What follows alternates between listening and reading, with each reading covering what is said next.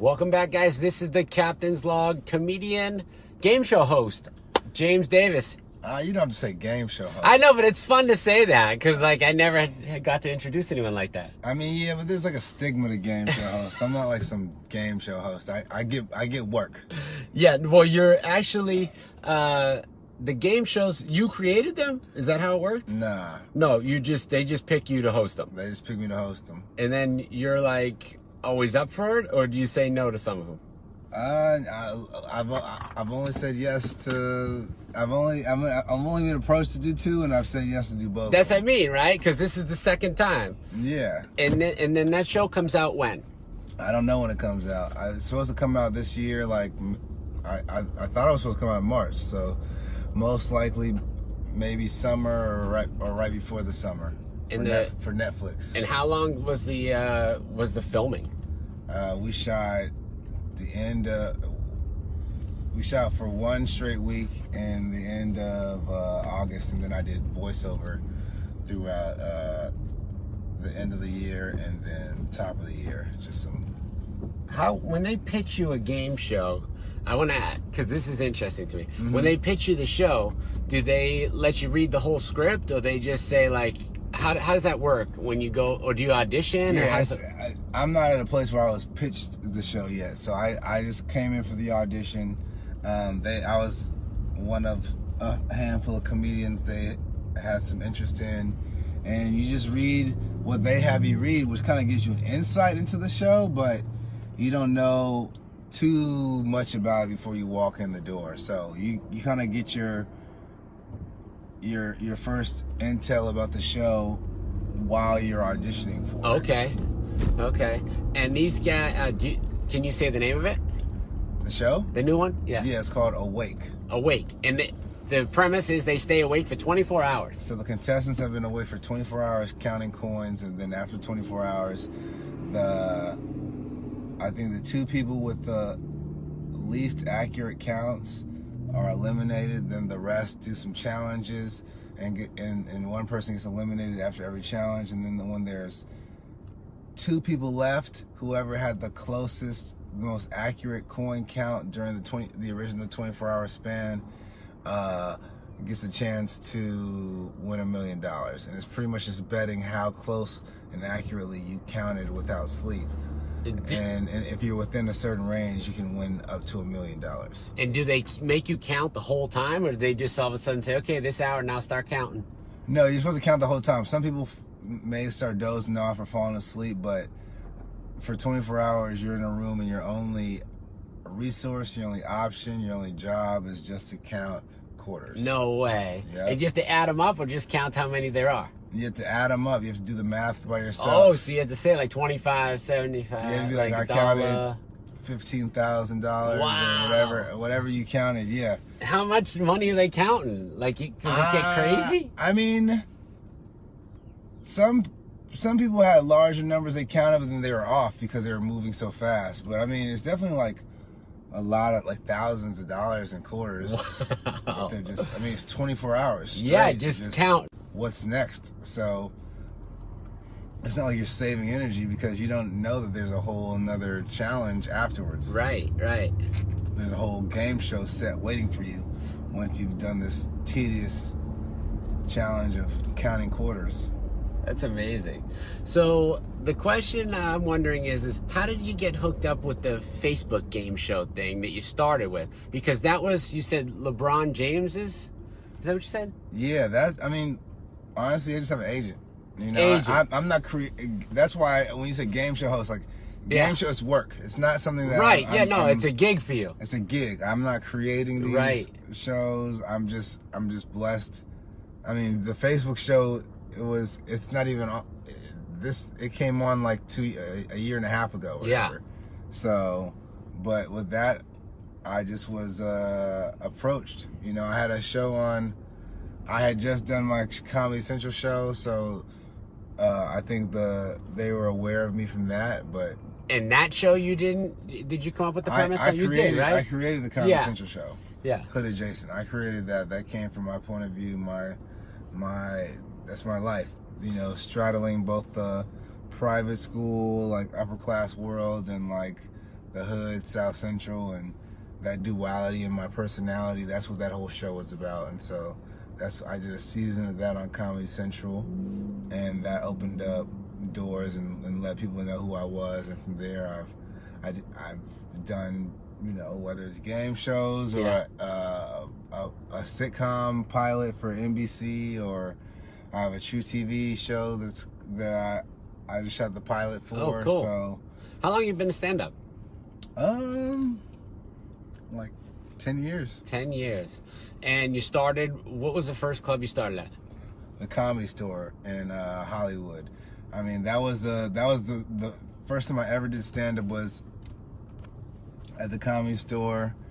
Answered an ad off Craigslist. Really? And actually the first few times I performed were bringer room shows. Yeah, we had to bring like 10 people. Yeah, exactly. To fill the I didn't seats. even understand what that meant initially. I just was Most like, comics don't, actually, because No. when I say it, they don't. But Yeah. it is a thing. It's a real thing. I get it. It's how you make money and Yep. and get new comics in there. And so I would start inviting friends and stuff, and I got myself on tape. And then from there, I was able to do other shows that weren't bringer room shows. And eventually, I just started, I just kept working, kept grinding. How about writing? Do you write a lot, or is it mostly off the cuff stuff that you come up with and then you work the premise? Well, for stand up, I'd say it's about 60-40 or 65-35. 65% written, 35% improv. Yeah. I'm a writer. I write for TV shows, award shows. I've done punch up for films. So that's a muscle I have, and it definitely helps me to be able to craft jokes. But the performance of the joke is equally as important to me, so I have to. Right. And in the performance of it, I do find moments to improv. I've trained in improv at Second City, at UCB. So when I'm on stage, it's kind of a combination of all the things that I've learned and worked on. But off stage, I definitely take jobs where I'm, well, not maybe as much anymore, but where I write. Yeah. I don't necessarily like to just write and make other people look funny when it's my jokes. When they see your show, sometimes I see comics that word for word, movement for movement, exactly the same. Other times I see comics do this show a little different, and every show gets different laughs. Like, it could be that they're just on that show and the delivery is better. What do you think is the key to that? I definitely think, everyone's different, so the crowds react differently, but for me, all my shows are completely different. Even if I'm telling 95% of the same prepared material, the improv element, the connecting with the crowd, just because you're connecting with somebody different than last show, it creates a different effect. And so I'm very high on connecting with the crowd, letting them feel like I'm having a conversation with them, I'm hanging out with them. And every show feels completely different for me. Which is fun, because I don't get bored of it. Right. You bring it new. Right. I have some certain things, some certain topics I'm gonna talk about, but of course, the excitement is just meeting a whole new crowd and learning about that crowd and the people who are there to see you, and seeing how that new information can uplift or the jokes or something like that. So you're a golfer? Yes. Did you golf in high school? Golf team, played junior golf, played tournament golf, had a golf scholarship to a college. So golf was... Golf's an expensive sport. How did your family, what did your parents get you into it young, or did you just fall in love with it from TV? How did you get into it? My mom just signed me up for classes. I had two uncles who played the sport, so it was kind of circulating around my family a little bit, but it was just something my mom signed me up for. I mean, my mom has done a lot of great things for me that I don't know why she did it or what inspired it, but she did. And so, and I took to the game, and as a great parent, they made it happen. Right. I wasn't. My first golf clubs weren't brand new golf clubs. I was playing with my uncle's old golf clubs for a while. Then I got my own golf clubs, They drove you around to the courses and all that. Yeah, I got dropped off at Yeah. courses and by my grandparents, my mom, my dad, and yeah, that's how I spent my summers. A lot of times was just playing golf all day and then coming home. When you play golf, did you play with kids your age, or were you playing with older guys that play golf, or ladies? Yeah. I mean, I was part of a few junior programs, so I played a lot of junior golf. But if I was there to practice or just play on my own, most times I was playing with adults. Right. So which probably helped mature me a little bit. Maybe it didn't. I don't know. But I was playing with a lot of older businessmen and just or older married couples on vacation.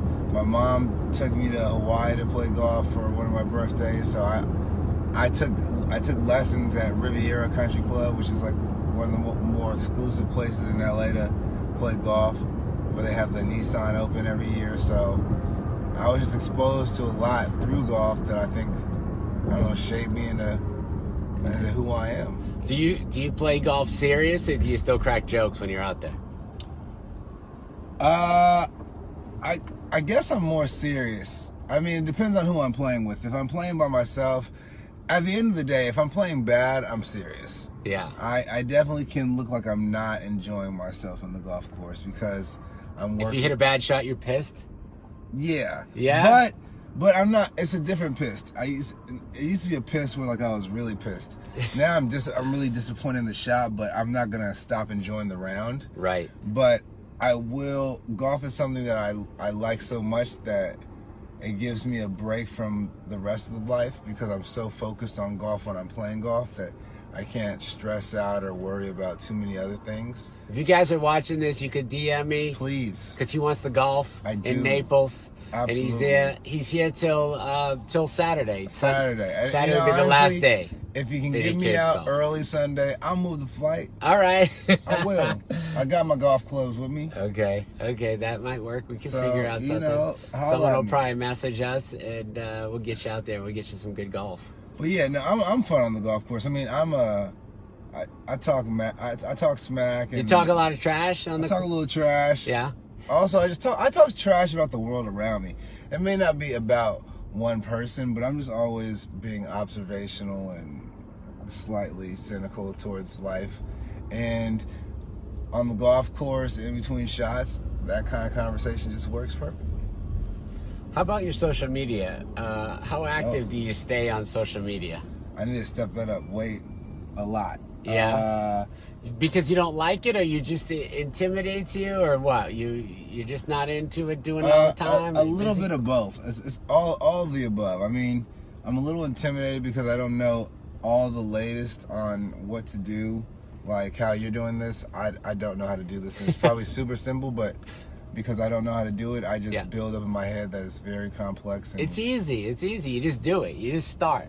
I know. I need to. I mean, you have a fan base. You have people out there that want to hear you. And I need to do it. And then also, I guess I'm private about the stuff that I want to be private about.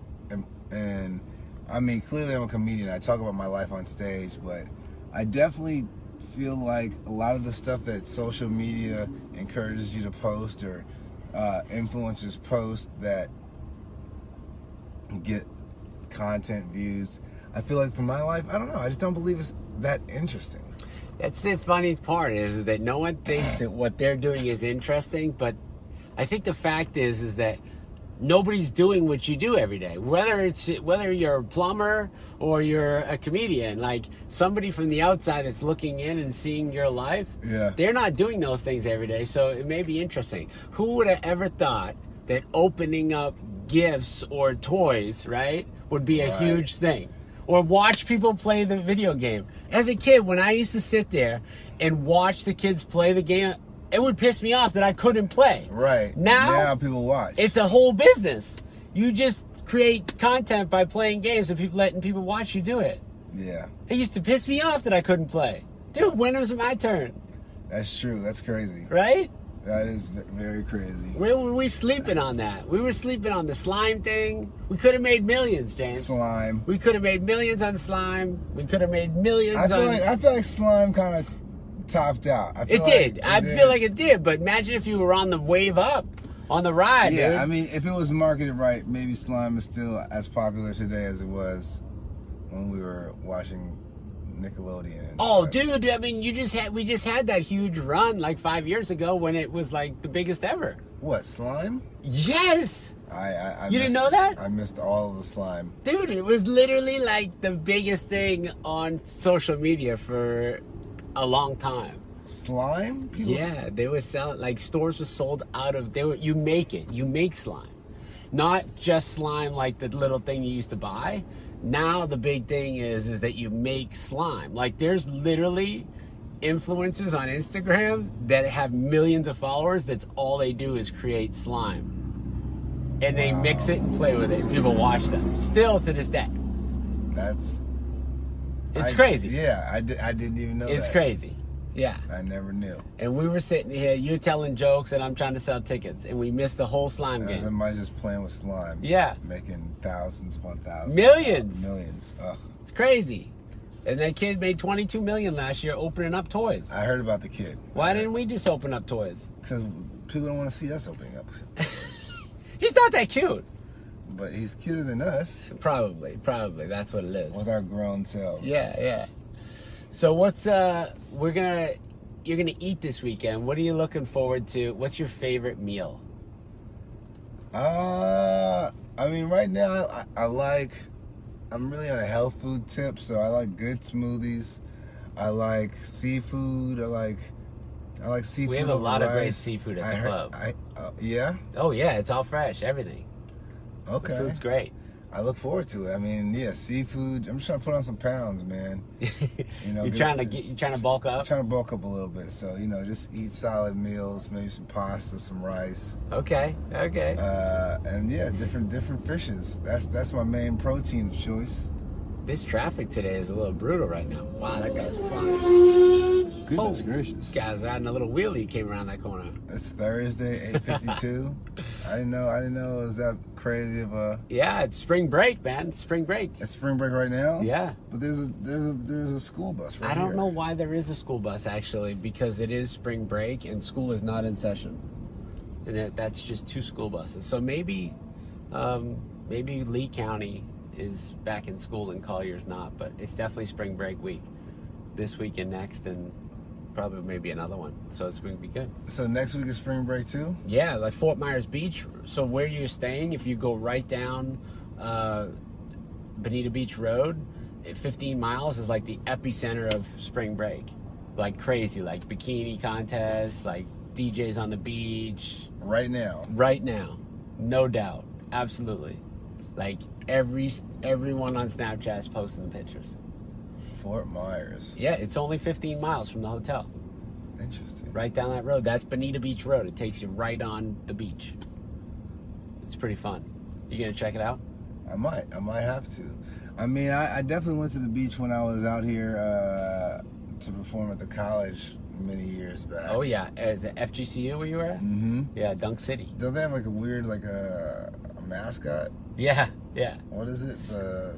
Like slug or something? I don't know. It's I'm trying to think. I don't know why I can't remember what the hell it is. I just all of a sudden drew a blank. I had the world's worst college mascot. It was the Endicott College Power Gulls. A power gull. There's no such thing. It's just a made-up thing. It was like a seagull on steroids. A power seagull. Yeah, it was the worst mascot ever. Yeah, that sounds pretty bad. Yeah, it was pretty bad. Well, guys, you got to go see James Davis this weekend. He's at Off the Hook Comedy Club. Get tickets offthehookcomedy.com. And this is the Captain's Log with James Davis. We're out. Hey, we're out. We're done. But I'm here. All weekend.